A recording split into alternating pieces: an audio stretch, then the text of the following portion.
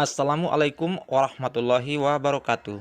Masih bersama saya Muhammad Riyadi, calon guru penggerak angkatan ke-6 Kabupaten Wakatobi.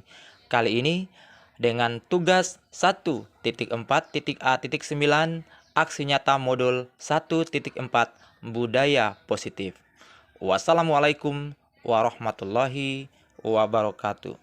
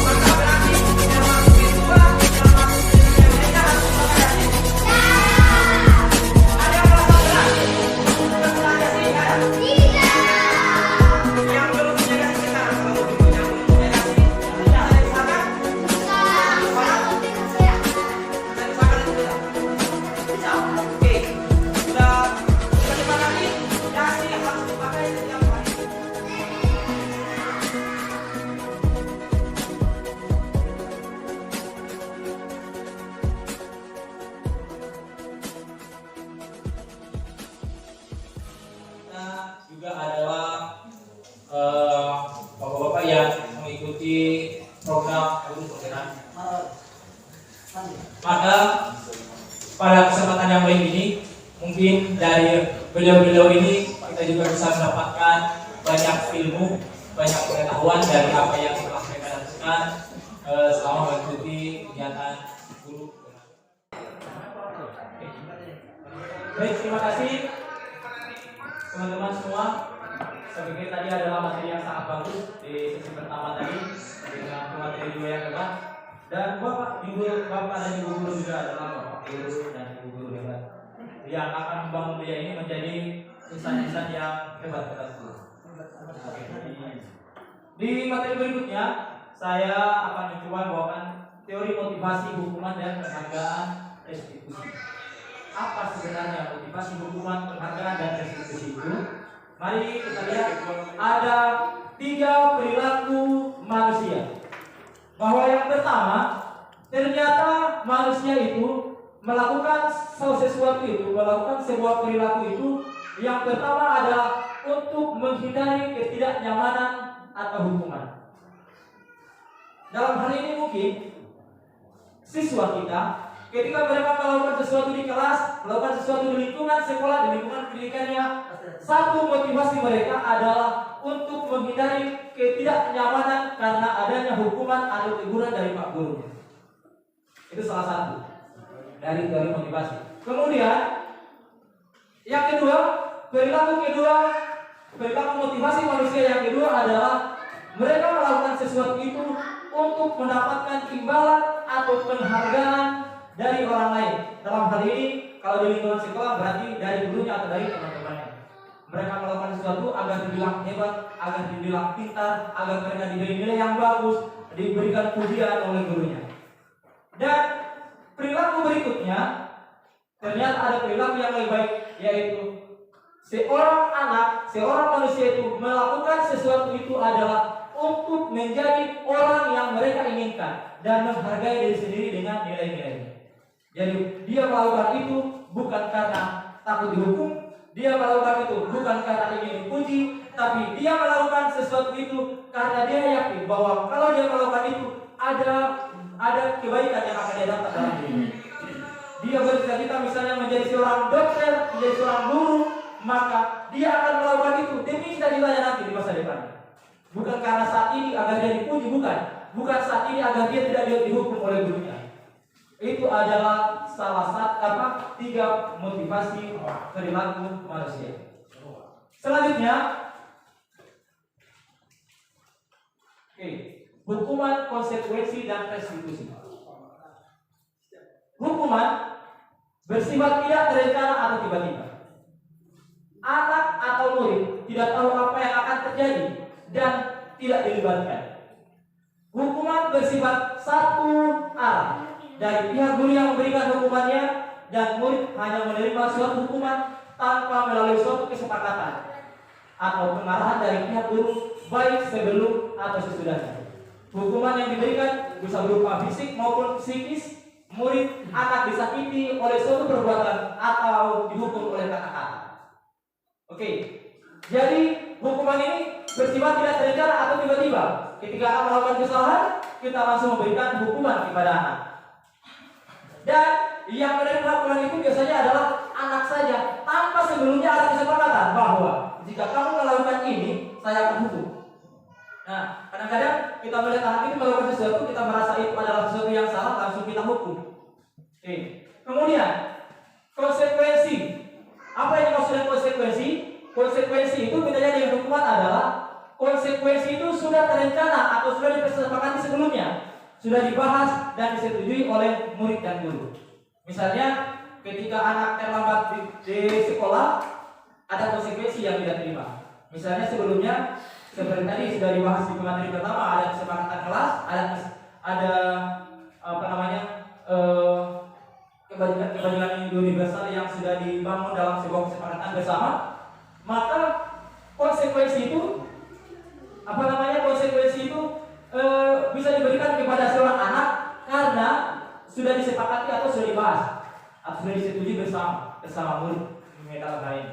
Oke, itu disebut dengan konsekuensi, bukan hukuman. Jadi perbedaan hukuman dengan konsekuensi, kalau hukuman itu diberikan searah, kalau konsekuensi itu karena dibahas sebelumnya. Kemudian restitusi.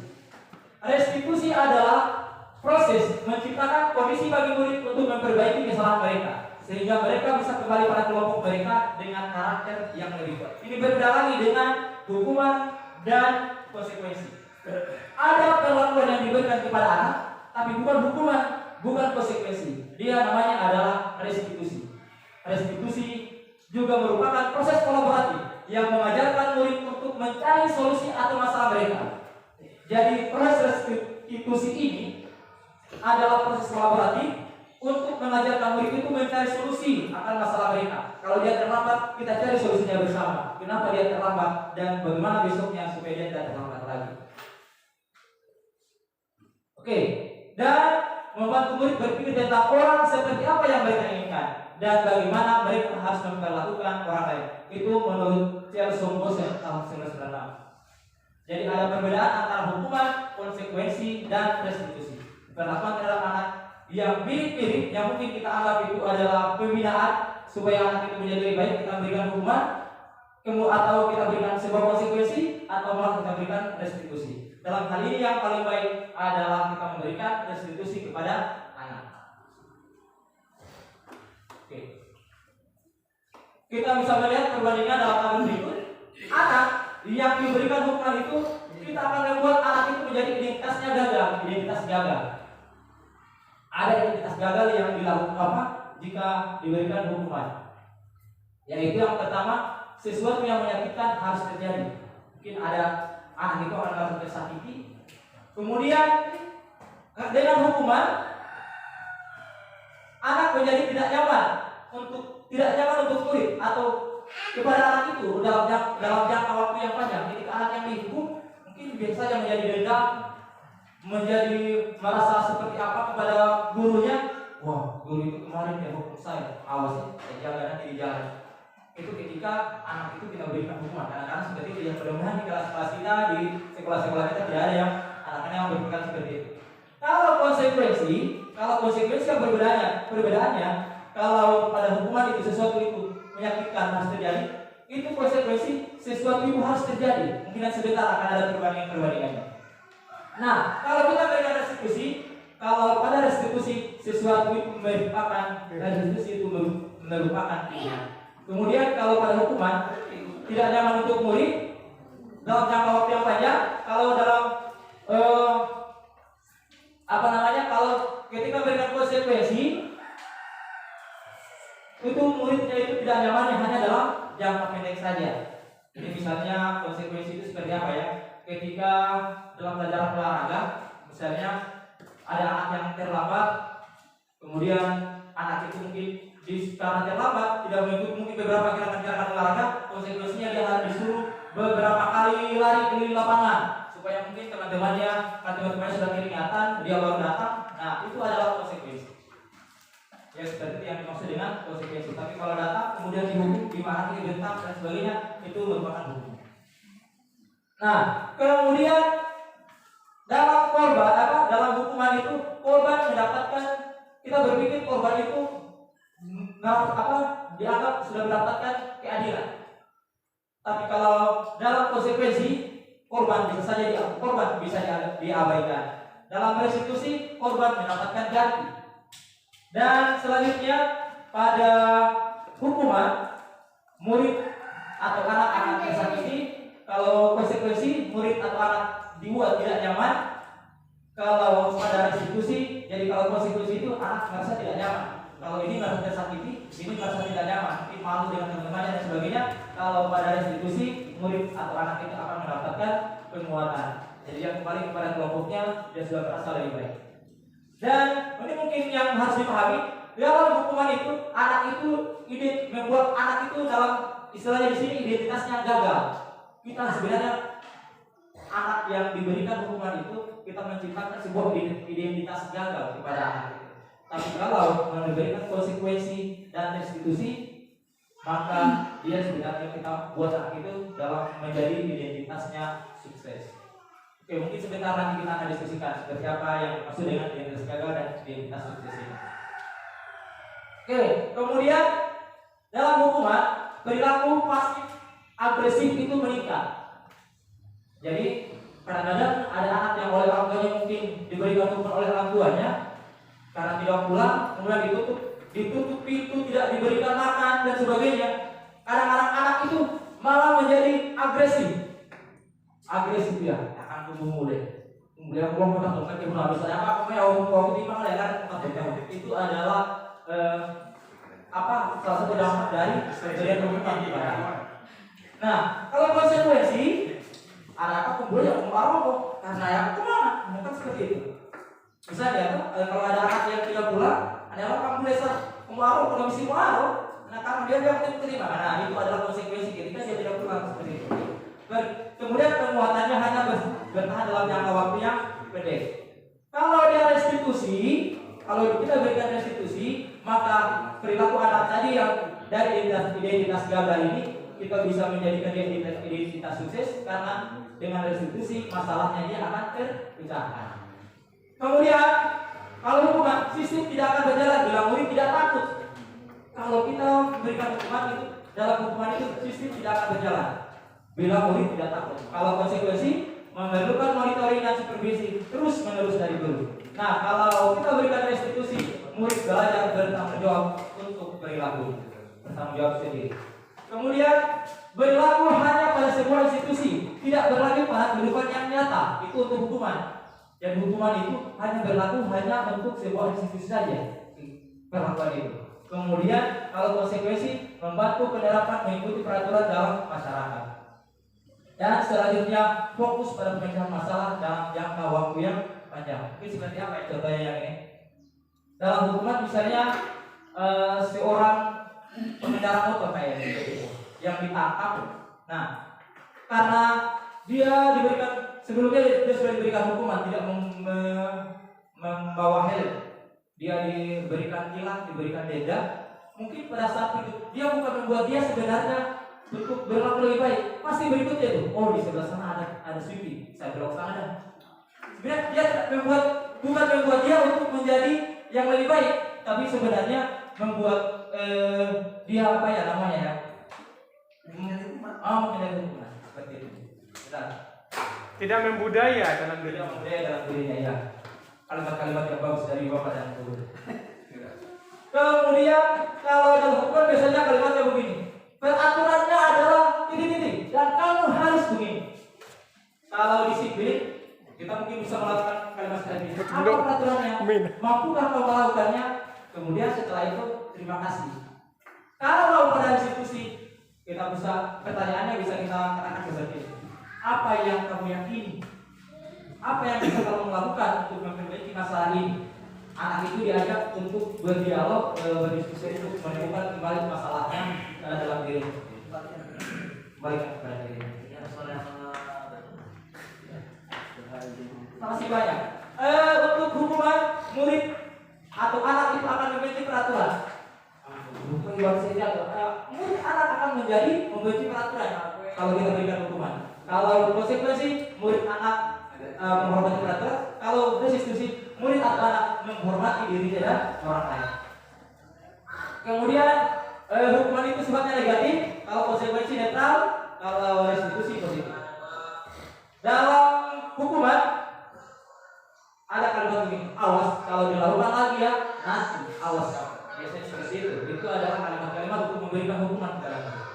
Kalau pada konsekuensi kalimatnya lakukan apa yang saya katakan.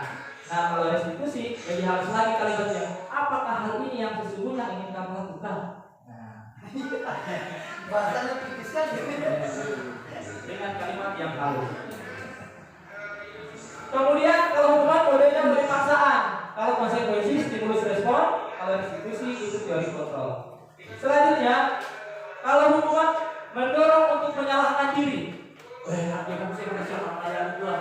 Menyalahkan diri sendiri. Kalau pada konsekuensi mendorong kepatuhan. Kalau pada restitusi mendorong disiplin positif. Kemudian kalau hukuman konsep dirinya buruk. Banyak butuh seorang pasien. Dia menganggap dirinya buruk, konsep dirinya yang buruk. Kalau pada konsekuensi konsep diri baik, kalau pada restitusi konsep dirinya baik.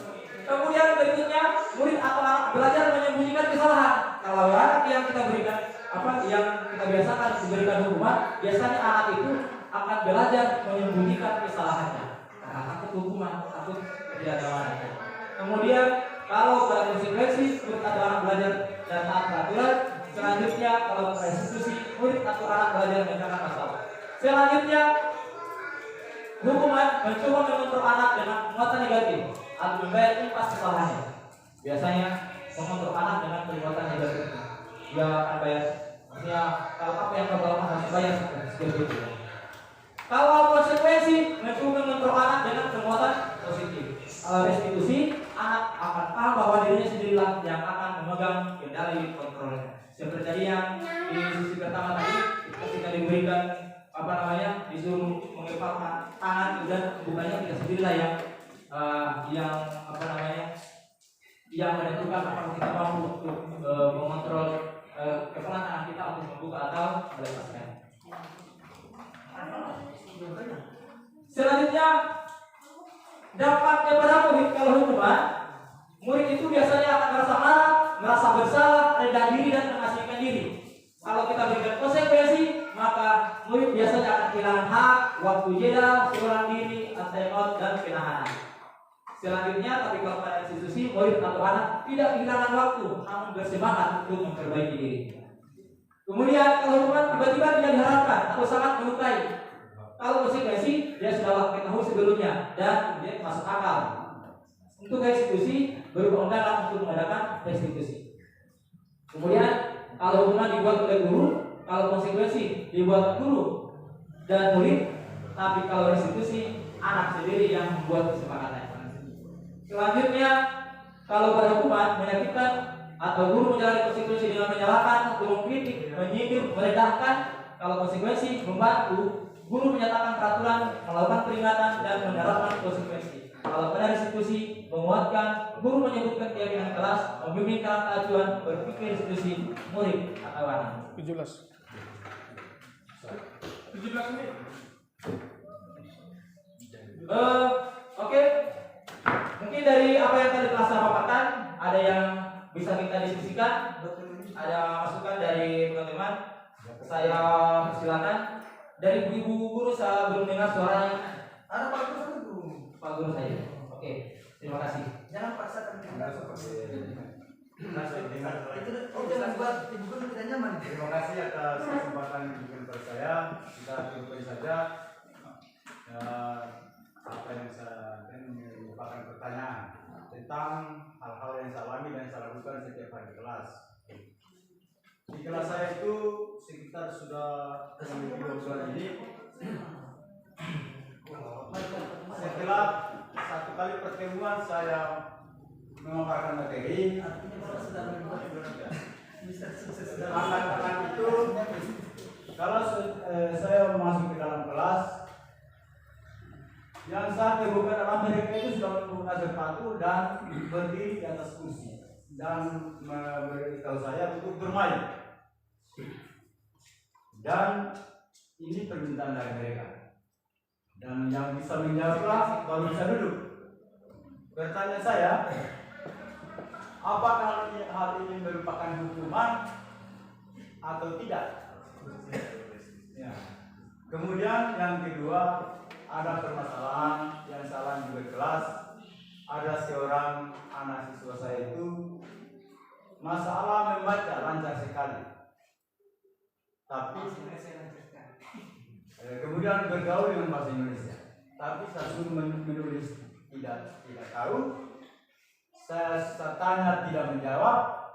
Jadi hal ini saya minta supaya teman-teman kalau ada ilmunya supaya bisa dibagikan dengan saya bagaimana cara menghadapi anak-anak yang mendapatkan hal tersebut. Terima kasih. Atau langsung saja mungkin. Terima kasih atas pertanyaan yang diberikan kepada saya. Yang pertama, bagaimana motivasi mengajar siswa untuk menjadi pintar? Yang pertama. Yang kedua, apakah masih ada sekolah yang tidak melaksanakan hukuman? Yang ketiga,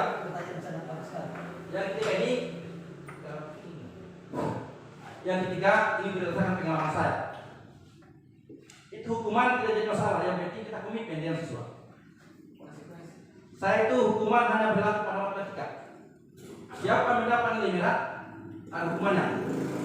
Jadi kalau setiap hari kita melaksanakan proses edukasi matematika, maka kita semuanya itu kenapa? Karena sudah mendapat nilai semua. Itu juga salah satu motivasi supaya anak itu bisa saya. Ini pengalaman saya. Tapi itu hanya berlaku di matematika. Kalau belajar lain tidak. Karena di matematika itu pasti. Tidak bohong-bohongan. Untuk sementara demikian dulu. Baik, terima kasih Pak Guru. Dari penanya pertama dari Pak Anwar, pertanyaan pertamanya tadi adalah bahwa beliau itu ketika melakukan pembelajaran biasanya mereka itu melakukan sebuah permainan, berdiri semua di atas kursi, kemudian diberikan pertanyaan. Kalau sudah mampu menjawab baru bisa duduk kembali. Oke, pertanyaannya adalah apakah itu hukuman atau bukan? Jadi kalau menurut konsep tadi yang sudah kita jelaskan, itu bukan hukuman, melainkan konsekuensi. Seperti itu. Atau mungkin ada tambahan jawaban yang lain dari teman-teman? Mungkin Pak silakan. Ya, terima kasih. Nah, sebenarnya di sini memposisikan diri sebagai peserta. Ya, tapi mungkin kita coba berbagi bahwa pernah disampaikan tadi oleh pemateri bahwa antara konsekuensi hukuman, konsekuensi dan restitusi itu saya kira mungkin sangat berbeda ya. Kalau hukuman itu datangnya tiba-tiba, tidak ada perencanaan, tidak ada kesepakatan dengan siswa. Kalau konsekuensi itu ada perencanaan, ada kesepakatan dengan siswa. Kira-kira ketika saya melakukan ini, komitmen kita yang kita bangun seperti apa? Kalau restitusi itu penanganannya lebih kepada menggali persoalan yang datang dari siswa, kemudian kemenangannya adalah dari siswa. Jadi memang kita tidak bisa paksakan bahwa siswa itu harus seperti ini. Tapi ingat Bapak dan Ibu, proses hukuman konsekuensi dan restitusi ini bukan berarti bahwa di sekolah itu tidak ada hukuman. Cuma paradigma kita yang harus berubah. Bahwa kalau dulu kita berpikir bahwa di sekolah itu akan ada begini, karena itu dari kita. Makanya ada yang namanya keyakinan kelas, kita bangun komitmen dengan siswa. Jadi Bapak dan Ibu, kita harus membangun komitmen antara siswa dengan guru. Kita berdasarkan keyakinan kelas itu, kita harus memilah juga.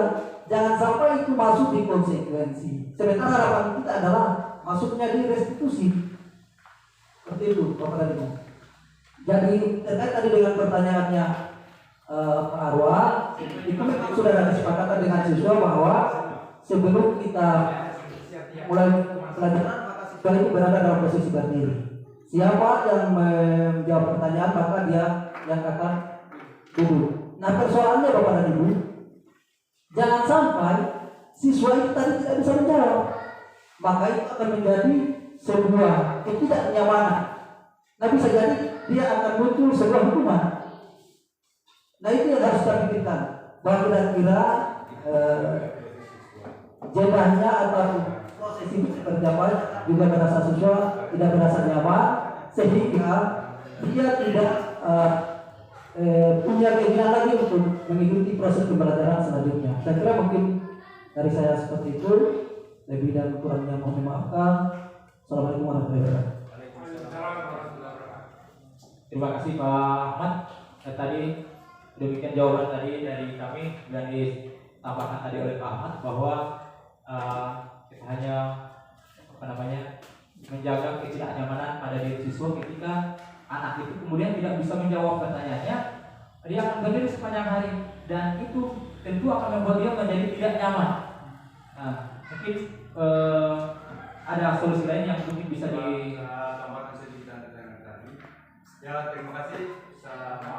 Pak Redi, tidak bisa dikasih mas. Tidak bisa dikasih mas. Namun ya saya memang saya berikan pertanyaan itu. Berarti masih bisa cukup kuota. Mengetahui tingkat kemampuan siswa di kelas saya itu, karena masing-masing saya berikan pertanyaan itu saya sudah pilih-pilih yang mana yang sudah mampu dengan perkalian, yang mana yang baru penyuluhan, yang mana yang sudah mampu dengan pembagian. Karena itu kebanyakan itu memang saya lakukan di matematika. Tapi saya tidak selamanya membagi dengan siswa, walaupun tidak menjawab, dia tetap berdiri. Kadang saya berikan pertanyaan, lancar membaca, lancar bahasa Indonesia, tapi ketika disuruh menulis, mungkin tadi pertanyaan berikutnya adalah ada anak yang lancar membaca, lancar bahasa Indonesia, tapi tidak bisa menulis. Mungkin dari teman-teman ada yang dari guru-guru ini kayaknya, boleh nak kayak sudah siap dengan pertanyaan saya. Silakan. Saya kira tadi sudah mengingat jawaban-jawaban.